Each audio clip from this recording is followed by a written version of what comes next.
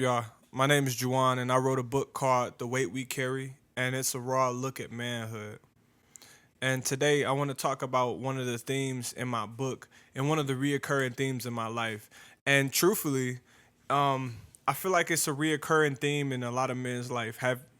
If you've ever felt insecure in your manhood, if you've ever felt less than, and I don't mean like someone else caused you to feel that way. I'm saying if you've ever felt that way, just in your own heart, this is a good conversation for you. So first thing I want to explain is the weight. The weight is everything that you holding down deep within yourself. The weight is the rage, the debt, the expectation, trying to act like you good when you're not, the pressure to succeed, the pressure to provide for your family. It's so much pressure, right? And I don't mean to speak on it like being a man is just oh so hard, but it is difficult being a man with good intentions. With bad intentions, I feel like it's a lot easier to skate by being a man with bad intentions and you know what I mean, low motivation and being able to live more of like a parasitic lifestyle. This is like a mirror moment for me because I consistently act like I'm okay. I acted like I was okay writing these books. I acted like I was okay all the time. It's like a daily thing. You know what I mean? Like I pretend I'm okay when I am in immense pain. I smile through it and I pretend that I feel nothing. You know? And it's always just because it's always out of love. It's always out of the love for the people around me and the protection of my family and the protection of everyone else and how they're feeling. I feel like I gotta hold up myself to make sure that nobody else falls. So even when people do fall, I gotta make sure I'm there to pick them up. So I feel like what that does, the weight, what it does is it makes it really dramatic when I fall. So when I do fall, which no man is perfect, you always gonna fall at some point in time. When I fall, bro, I land on my hands and knees and it's this big thud, this big crash, and everybody's wondering what's going on. And guess what? I'm on the ground still trying to pretend that I'm okay after I just fell. In reality, I almost feel like I was never supposed to fall. I feel like strong men don't fall because I feel like that's what I've seen my entire life is masculinity and how concrete it's supposed to be, but actually behind the scenes is really fragile. It's like really soft. Like if I feel like masculinity almost has more cracks in it than femininity. Like men, we I swear we like to joke and talk and tease women about she don't know how to be quiet and she got to do this, she got to do that. You know what I mean. We have our standards, right, of femininity, and they're pretty like they're pretty succinct across the board. Like it doesn't take much to be feminine, right? That's why like as a man you can get called a punk in a microsecond. And what I think is crazy is masculinity is like it's so vast. Like it covers so much. It's just like a big like fuck you. Like it's literally a big gigantic fuck you to the man. You feel me? Especially when you sitting there watching and the man that you're watching is crumbling or everything at home is terrible, but he's so charismatic and everybody loves him outside, but yet he comes in the house and everything is destructive. And guess what? After that, you learning, and guess what? You're bred to be a sociopath without even knowing it. Because dad's so charismatic, everybody loves dad. Everybody loves dad. Nobody could imagine that dad could be not the best person at home. You feel me? Nobody can even imagine or picture it. But hey, I mean, that's the tightrope that men walk on. And a lot of times, the people closest to men tend to get, they tend to be the safety net that catches the man once he falls off of the tightrope. He falls on everyone he cares about. And when he falls short, that's a dramatic fall. Everybody has hell to pay. And that's rough. And that's what I mean by the weight. That's the weight we carry. You know? Metaphorically, physically, mentally, spiritually, that's the weight we carry. And when you don't have good role models and you don't have people in front of you teaching you how to do the right thing, and I'm not just talking about alpha male, red pill, black pill, blue pill. It don't matter it don't matter what you truly believe in. The thing is, just as consistent as femininity should be, masculinity should be just as consistent. And that's the only thing. Only reason I'm saying that is because in my mind, growing up, the type of woman that I wanted as a wife, the type of woman that I wanted to pursue sex, the type of woman that I wanted to pursue in any way, shape, or form, it was consistent across the board. It doesn't change. You know, it's a standard of beauty, a standard of behavior, and a standard of respect. That's it. You feel me? But I feel like with men, there are so many inconsistencies based on how we feel and where we come from. Masculinity looks so different, you know? So with that being said, now I want to talk about why we even decide to carry the weight. So me, I was raised in Flint, Michigan. And shout out to all my people from Flint, Michigan. Because we out there and we out here and we achieving and we succeeding. But the reality is culture shapes us in a way that almost decides for the rest of your life that you don't get to make it. You don't get to be successful. And that's what I'm saying is like the culture, like it's hard. It's hard because coming from Flint, your picture of manhood is the dude selling drugs down the street, or your picture of manhood is your cousin or your uncle who always has the most beautiful women coming to every family function, and you like, man, how does this man do it? He got money, he got girls. It seemed like he got no problems, but years later, that same uncle, that same cousin, they end up taking their own life. I've had over like 7 men in my family commit that. You know? And I didn't get it. Because I would feel like that happens to one person. That happens to one person in your life. That's a lot.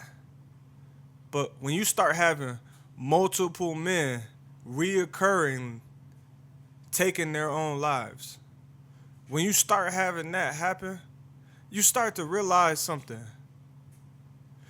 It's not it's something wrong with the system. It's something wrong with the way that everyone is hiding behind a mask. And once that mask starts slipping, that's where the pain comes in. Because it's like you can run from the pain, you can run from the torture. Think about it. And these are men that grew up in not the best situations. You might have grown up in the hood, seen things you wasn't supposed to see. You might have seen somebody get killed. Or you might have, even like me, I got into an accident and I fell asleep driving and I accidentally took the life of somebody. Right? And for the rest of my life, I'm gonna remember that. For the rest of my life, I'm gonna have to deal with that. And there almost feels like there's no redemption in my mind for that. There's almost like there's nothing I can do to make up for that, right? And why do I carry that? Why do I hold myself as such a? Why do I hold myself as that? It's because there's things I've done that I am not proud of. There's a lot of things I've done that I'm not proud of, but I'm a man, and I've made it through it. But I know I promised myself that I would spend the rest of my life making up for that. That's why I wrote these books. That's why I write books. That's why I became a personal trainer, and that's why I give back. It's because I told myself I'm going to dedicate the rest of my life to doing something productive. There's never, I told myself there was never going to be another wasted day. And I put so much pressure on myself, man. I cracked and crumbled so fast, and I've cracked and crumbled over and over and so many times. And I've had the highest, the greatest expectations. I've looked at myself like Jay Gatsby, and guess what? I fail every time. I continue to fall. I continue to trip. There is no perfect. You do it as many times as it takes to succeed.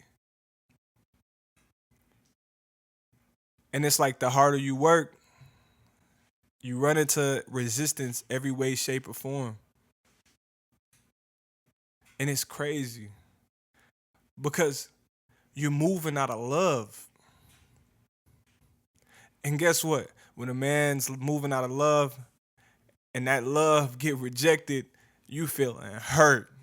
And when you moving out of hurt, man, ah, let somebody reject that love. Everybody talk about a woman's scorn, but nobody talks about a man's. Nobody talks about the way a man acts when he's been hurt. Oh yeah. Oh yeah. Oh yeah. That's tough. That's painful. That's real. Yeah. Somebody hurt me. Oh, I'm coming back 10 times stronger. You feel me? That's why in the art of war and the 48 laws of power, you feel me? They talk about, oh, when you fight your enemy, make sure you end them. Make sure you take it there. You feel me? You know why? Because you hurt that man, he coming back and he getting it back. Everybody talk about a woman's scorn. No, don't nobody talk about a man's revenge. Revenge. Yeah, we like to act like that don't exist these days. Oh, it's still there. Oh, it's still there, and it's alive and it's well because there's no better motivator than pain. You feel me? And with that being said, I'm gonna talk about the point, the quote unquote breaking point. You feel me? The eventually the weight gets heavy enough to where it either breaks you or you finally tell the truth, right? Whatever you've been lying to yourself about. I remember there was a time I was I was sitting down and I kept telling myself there was some people that that I love, but these people had hurt me so bad. And I'm pacing around the room and I'm talking to my friend and I'm like, yo, like I just gotta forgive him. I just gotta forgive him. I gotta forgive him. Man, I told myself that until I broke down crying. I ripped my shirt like I'm in some type of Superman movie. And I hate him. I hate him. I hate him. I hate him. I'm done lying. I hate him. I hate him. I never want to see him again. How could they do this to me? How? How could you do this to me? Gosh, man, love is painful. And I'm talking about it was multiple people. It was people I loved, people I held in high esteem, people I was proud about, people I bragged about, friends, family, all of the above. And I decided I hated them. And the problem was, I didn't think I could. I didn't think you could hate anybody because me hating somebody for something they did to me, that's soft. I better find some way to get over it. And that's what I was taught as a man, as a son from my dad. I got taught that, hey, you my dad's type of person, he do something messed up to you. You might have made him mad. He hit you in your mouth. You have no right to be angry at him because your anger means nothing because he pays the bills. You shouldn't have been there. You shouldn't have said what you said. You shouldn't have looked at him a certain way. You shouldn't have breathed hard.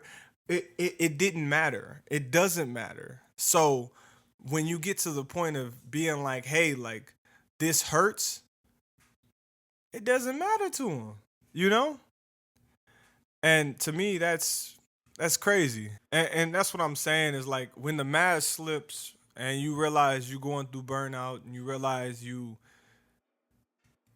took it there with yourself before you took it there with anybody else. That's the wall you run into when you start to feel like you have no options and you feel like nobody's there for you because you weren't able to truly, you weren't able to be truthful with anyone, but you could be truthful with yourself. And then when you're the only person you can be truthful with, a lot of times you end up lying to everybody else and trying to please everybody else. And when you try to lie to everybody else and please everybody else, you really put yourself through hell. You put yourself through some major pain. And I am not talking the movie. I'm talking about real life major pain. And it's bad, bro. You shouldn't put yourself through that. You know? Like I just want to explain to y'all real quick before I go on is like I never wrote the book because I had the answers. I wrote this book because I had to get it off my chest. I had to get free.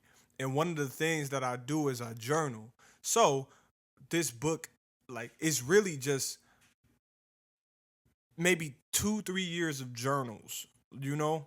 And 2, 3 years of journals composed into stories about my life and feelings that I had while I was going through therapy. That's all this book is me telling you my inner monologue and how I felt about this situation. And truthfully, it's ah, it's painful, man. It's painful, you know. Like that's where the name of the book come from. Like the weight we carry, that's like an attempt to put words to the pressure, language to the focus. It's like it, it's simple, but it's not at the same time.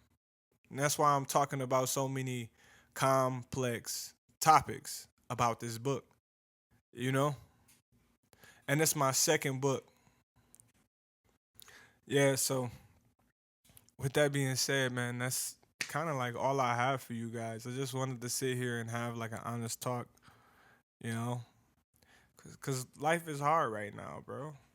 And to whom this may concern, anyone who finds this video entertaining, or you sit and you listen to this while you do dishes or clean the house, or you're sitting and listening to this while you're on the treadmill or on the bike, man, I appreciate you.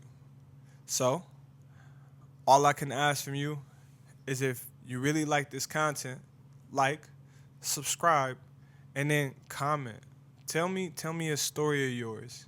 Tell me a time when you really, really, really struggle with the mask of manhood.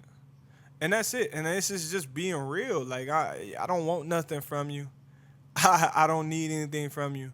Just a like, subscribe, and then just show love, man. Show love. I show love back.